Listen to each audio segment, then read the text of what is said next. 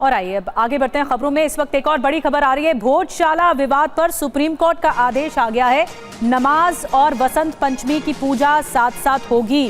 पूजा और नमाज दोनों का इंतजाम होना चाहिए, ये सुप्रीम कोर्ट ने कह दिया है। प्रशासन पूजा और नमाज दोनों का इंतजाम करे, ये देश की सर्वोच्च अदालत ने कहा है। नमाज अदा करने वाले संख्या बताएं, पूजा करने वालों की संख्या बताई जाए। क्या कहा है सुप्रीम कोर्ट ने, थोड़ा डिटेल में जानकारी पीयूष पांडे से लेते हैं, हमारे सहयोगी जुड़ गए हैं। पीयूष, क्या कुछ कहा गया सुप्रीम कोर्ट की ओर से, क्योंकि दोनों एक दिन हैं, वसंत पंचमी और जुमे की नमाज होनी है, तो ऐसे में क्या कुछ कहा गया है कोर्ट की ओर से? जो जानकारी इस वक्त आ रही है कि नमाज भी और पूजा भी दोनों एक साथ होनी चाहिए, किसी चीज का खलल नहीं होना चाहिए, ये सुप्रीम कोर्ट ने कहा है कि व्यवस्था दोनों की जानी चाहिए। पूजा करने वालों की संख्या बताई जाए कि कितने पूजा करने वाले होंगे।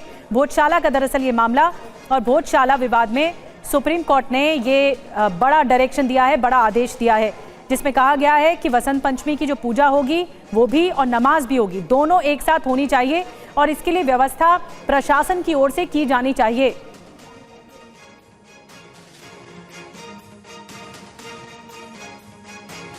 तो व्यवस्था की जानी चाहिए तमाम मैनेजमेंट को लेकर।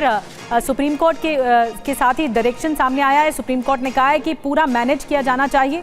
सीजीआई ने कहा है कि प्रशासन नमाज और पूजा की व्यवस्था करेगा सुप्रीम कोर्ट, ये आदेश है। और सीजीआई की तरफ से भी बड़ी टिप्पणी की गई है। नमाज में आने वाले लोगों की संख्या तय होनी चाहिए, पूजा करने वाले लोगों की संख्या तय होनी चाहिए, कितने होंगे ये भी बताया जाए। धार भोजशाला का ये मामला है जिसमें बड़ा आदेश है सुप्रीम कोर्ट का।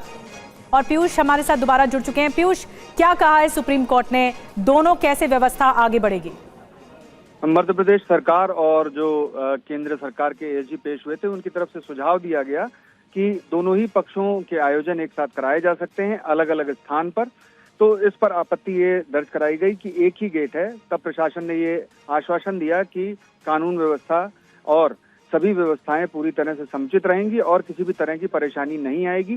दोपहर 1 बजे से 3 बजे तक वहां नमाज अदा की जा सकेगी और इसके बाद इसी के दौरान यानी कि सुबह से दोपहर तक और उसके अलावा पूरे दिन तक जो बसंत पंचमी का सरस्वती पूजा का कार्यक्रम है वो पूरे दिन चलेगा। और सुप्रीम कोर्ट ने दोनों ही पक्षों से अपील की है कि वो एक दूसरे की भावनाओं का सम्मान करें और इस मामले में प्रशासन को पूरी व्यवस्था करनी है। जो एएसआई को हाईकोर्ट ने आदेश दिए थे उसके मुताबिक एएसआई भी इसमें इन्वॉल्व रहेगा और प्रशासन इस मामले में पूरी व्यवस्था करेगा कि दोनों ही धर्मों के लोग अपनी अपनी परंपराएं और जो नमाज है उसको अदा कर सकें।